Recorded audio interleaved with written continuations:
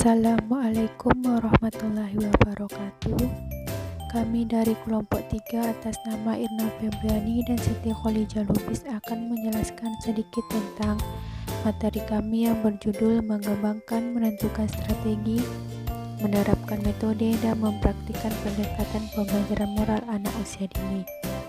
Berikut penjelasannya. A. Mengembangkan pembelajaran moral anak usia dini. Terkait dengan pengembangan moralitasnya, anak usia dini pada dasarnya masih sangat memerlukan bantuan dalam beberapa hal, seperti pembentukan karakter atau formation of character, pembentukan kepribadian, atau shaping of personality, dan perkembangan sosial atau social development.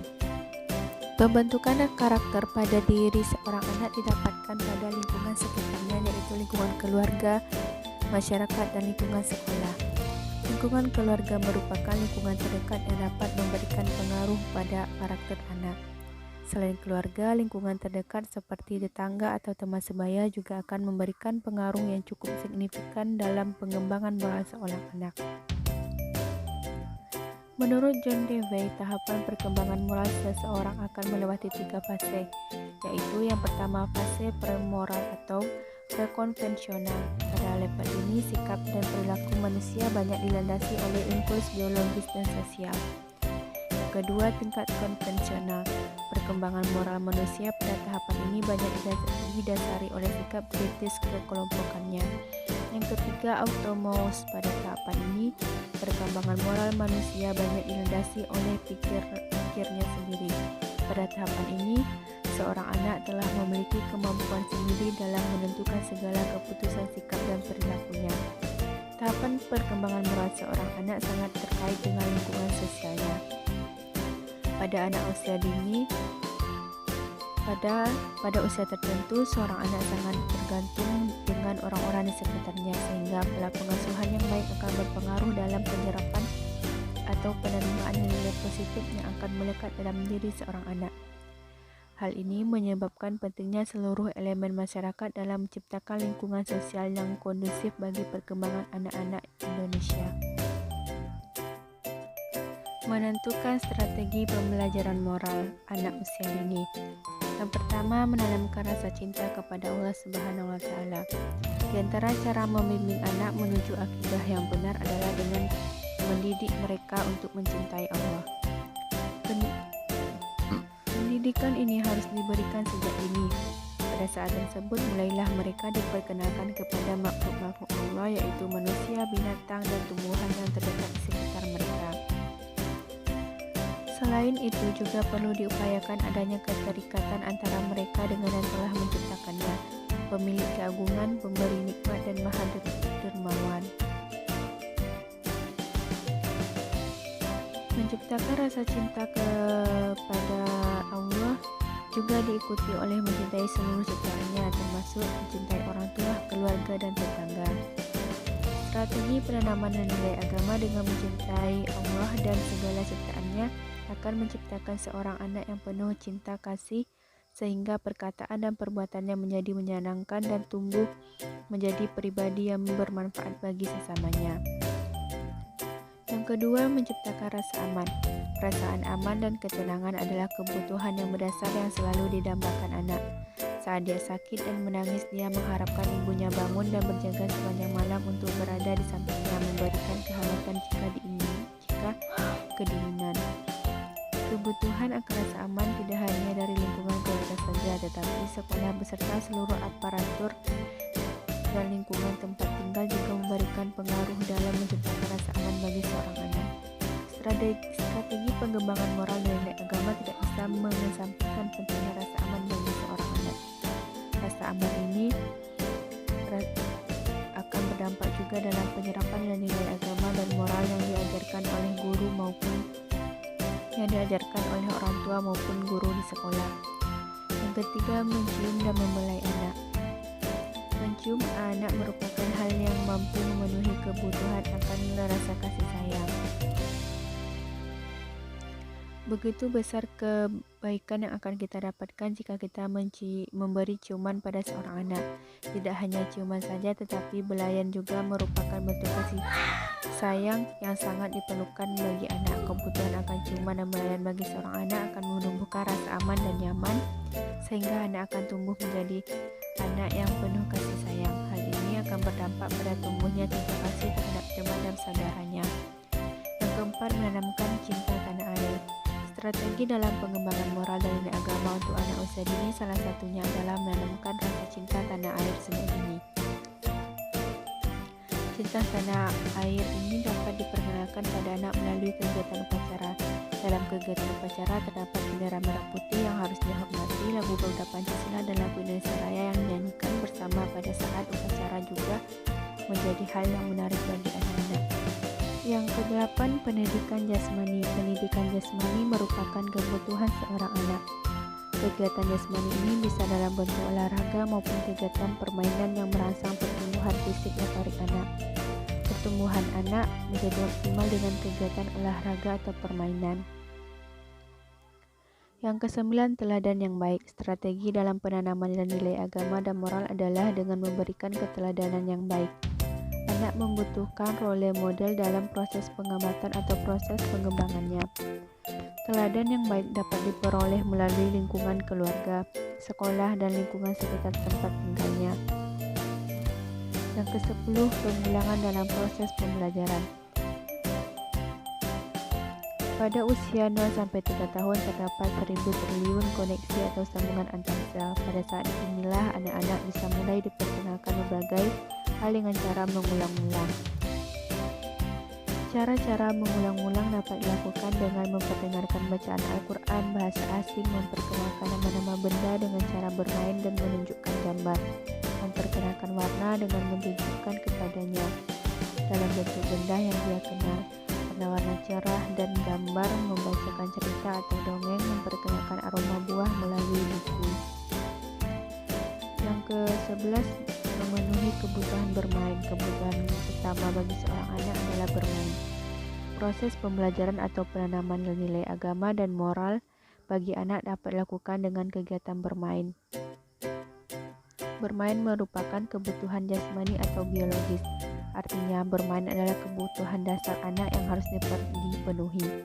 Dengan terpenuhinya kebutuhan ini, anak akan merasa senang, nyaman, dan selalu dalam kebahagiaan. Selain itu, dengan bermain, jasmani anak akan menjadi segar dan bugar, sehingga akan mempengaruhi pada pertumbuhan dan perkembangannya. Yang kelima, meneliti dan mengamati. Anak memiliki kecenderungan alami untuk meneliti, sehingga dia mendapatkan pengetahuan, kemudian dia kembangkan berdasarkan pengalaman dirinya. Tidak adanya pengalaman dalam beberapa hal dapat menyebabkan terjadinya kecelakaan karena adanya dorongan untuk selalu mencoba. Dia ingin mendengarkan suara kaca, apabila dijatuhkan ke lantai maka dia jatuhkan kaca.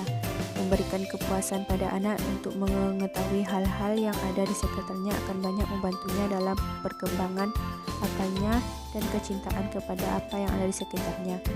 Yang keenam, menyentuh dan mengaktifkan potensi berpikir anak. Strategi pengembangan moral dan nilai agama untuk anak usia dini dapat dilakukan dengan menyentuh dan mengaktifkan potensi berpikir anak melalui cerita atau dongeng. Anak sangat menyukai dongeng atau cerita yang dibacakan oleh guru, orang tua, atau orang terdekatnya. Dalam hal ini, pilihlah cerita-cerita yang berkaitan dengan cerita kenabian atau orang-orang soleh, karena cerita tokoh-tokoh tersebut pasti terdapat nilai positif dan bermanfaat untuk anak-anak. Cerita dapat membangkitkan kesadaran serta mempengaruhi jalan pikiran dan dapat menyumbangkan nilai-nilai positif dalam diri mereka. Cerita atau dongeng akan meningkatkan daya imajinasi seorang anak. Anak akan mengembangkan pikirannya ketika sedang dibacakan sebuah cerita. Yang ketujuh, memberikan penghargaan. Anak haruslah merasa bahwa dirinya merupakan kebanggaan orang tua, keluarga, guru, dan orang lain. Dia harus diperlakukan sebagai seorang yang berharga. Untuk membangkitkan perasaan tersebut dapat dilakukan dengan melibatkannya dalam memberikan bantuan yang sederhana kepada orang lain yang ada di sekelilingnya. Dilibatkan dalam kegiatan-kegiatan sesuai kemampuannya seperti menyapu, menghilangkan debu, membuang sampah, membawa sesuatu. Menerapkan metode pembelajaran moral anak usia dini. Yang pertama, metode bercerita. Metode bercerita dapat dijadikan metode untuk menyampaikan nilai-nilai yang berlaku dalam masyarakat.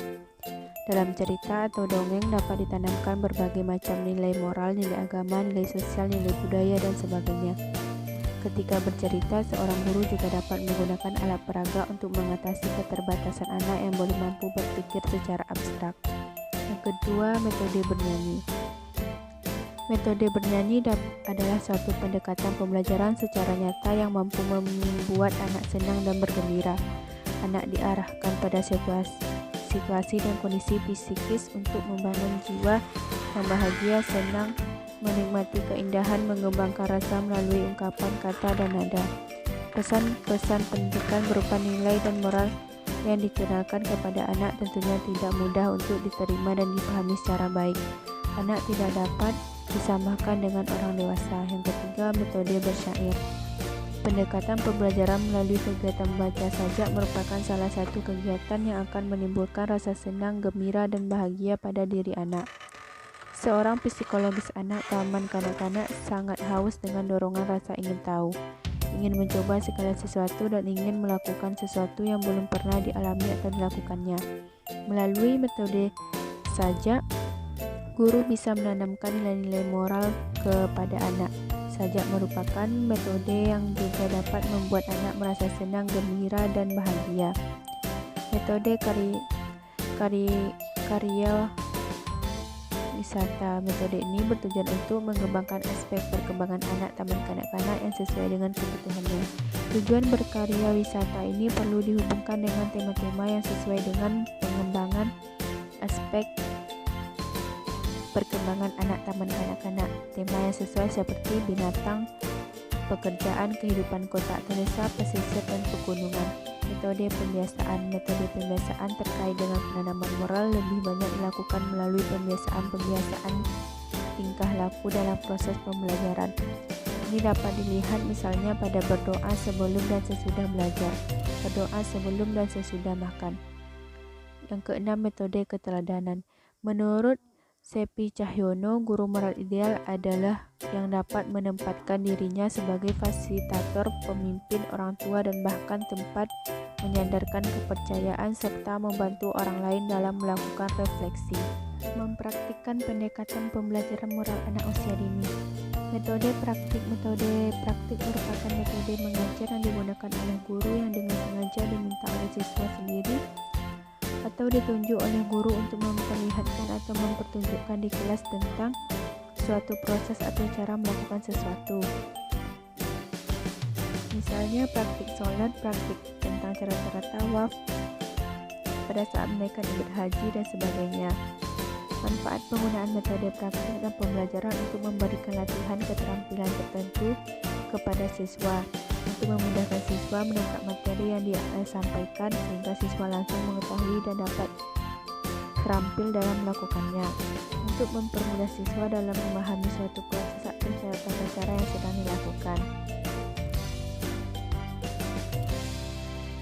Keunggulan metode praktik diantaranya perhatian siswa akan dapat terpusat sepenuhnya, memberikan pengalaman praktis yang mudah diingat sehingga membentuk ingatan yang kuat dan keterampilan dalam melakukan suatu tindakan atau aktivitas, menghindari kesalahan yang dilakukan oleh siswa dalam mengambil suatu kesimpulan karena mereka melakukan secara langsung jalannya proses pembelajaran akan suatu kesalahan. Itulah yang dapat kami sampaikan, lebih dan kurang kami mohon maaf. Sekian dari kami. Assalamualaikum warahmatullahi wabarakatuh.